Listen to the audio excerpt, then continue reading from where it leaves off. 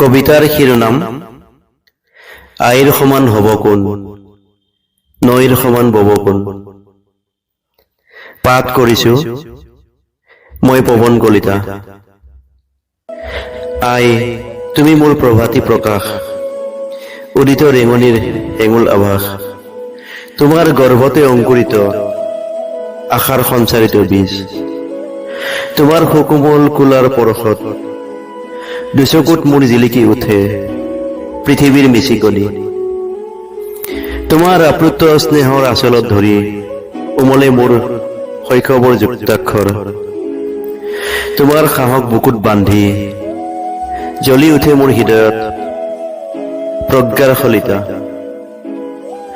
যাত্ৰা মোৰ দিগন্তলৈ আদিৰ পৰা অনন্ত আকাশলৈ। সাগৰৰ ঢৌ ফালি ডিঙা মেলি দিওঁ জীৱন নাওখনিৰ। মমবাতি বেশে প্ৰজ্বলিত হৈ পোহৰাই যোৱা আন্ধাৰ বাটৰ নিজমতা।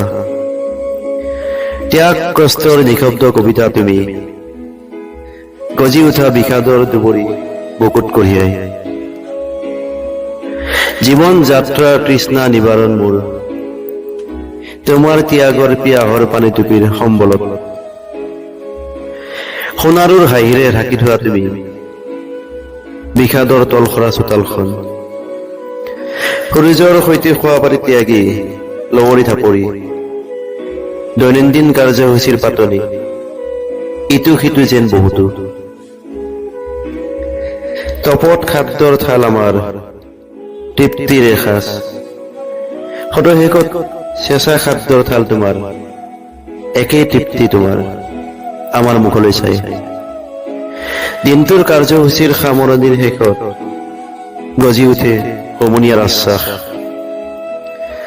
ক্লান্ত অৱক দেহত বেজাৰে বাঁহৰ পাতে তোমাৰ হৃদয়ত দুভাগ ৰাতিৰ দুস্বপ্ন আঁকি।